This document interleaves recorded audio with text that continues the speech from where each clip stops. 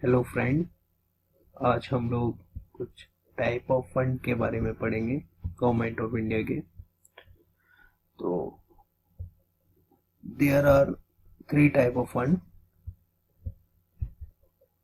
In first one is consolidated fund of India. This is mentioned in article 266 clause 1. In consolidated fund of India, all the revenue received by the government from the tax revenue from personal income tax mean जो personal income tax हम लोग भरते हैं वो जो revenue, corporate income tax जो corporate कंपनियां जो इनकम टैक्स देती हैं अपने प्रॉफिट पे, कस्टम अगर हम किसी एक्स कंट्री से इंपोर्ट करते हैं कुछ तो उस पे जो ड्यूटी देनी पड़ती है it is called the custom duty. Excise duty वो जो अगर इंडिया में ही मैन्युफैक्चर हो रही है कोई चीज उस पे जो ड्यूटी देनी पड़ेगी, this is called the excise duty. As well as the non tax revenue such as the licence fee, dividend, profit from public sector undertaking. Public sector undertaking like SBI, IOCL, Coal India Limited. Okay, all the loan raised by the issue of treasury bill.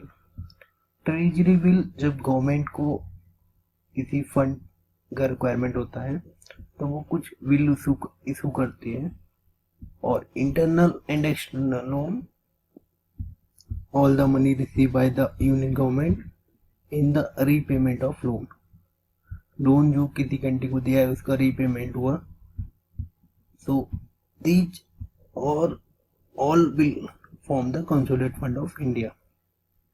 All the expenditure of government is made from consolidated fund of India.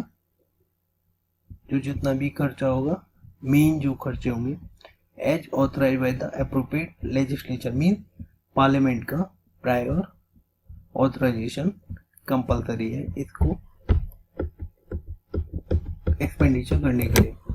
Next second is contingency fund of India. This one is established under the article 267 clause 1 of constitution.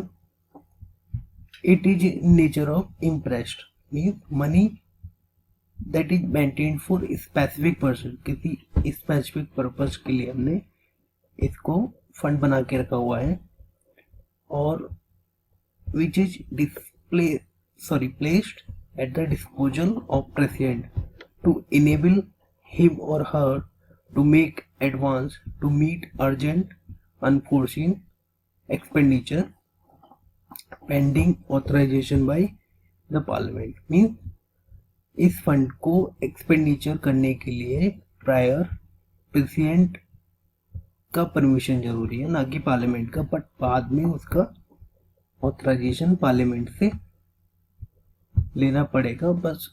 But जिस time पे खर्च करना है उस time पे लेने की कोई जरूरत नहीं है।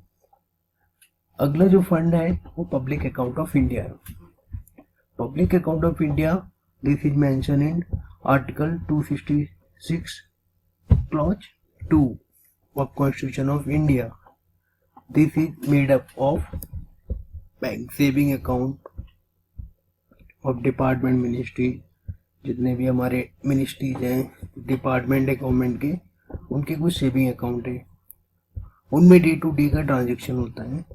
तो ये जो सेविंग अकाउंट है वो पब्लिक अकाउंट ऑफ इंडिया का एक पार्ट है।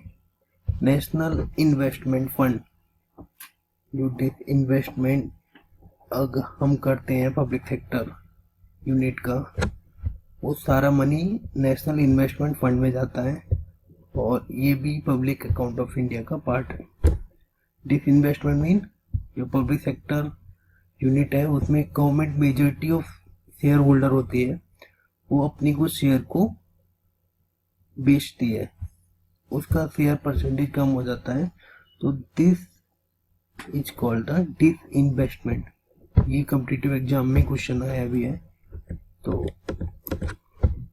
National Calamity and Contingency Fund NCCF, ये डिजास्टर मैनेजमेंट के लिए फंड को रखा गया है।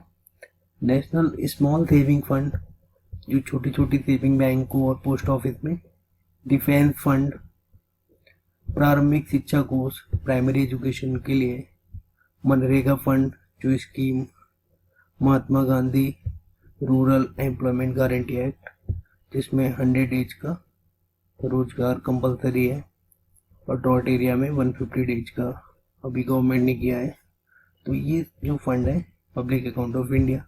पीपीएफ प्रोविडेंट फंड, जो भी गवर्नमेंट एम्प्लॉय के अकाउंट में उसकी रिटायरमेंट के टाइम पे मिलता है। और पोस्टल इंश्योरेंस, जो पोस्ट ऑफिस की जो इंश्योरेंस की जो फंड है वो इस अकाउंट का पार्ट है। ओके, तो ये तो हमने देखे 3 अकाउंट जो फंड को बनाते हैं। Next, does the government need the parliament permission to spend the money from public account? Answer is no. Okay, तो इसको खर्च करने के लिए पार्लियामेंट का परमिशन का जरूरत नहीं है। तो नेक्स्ट में हम देखेंगे type of expenditure of government of India. तो तब तक के लिए थैंक यू।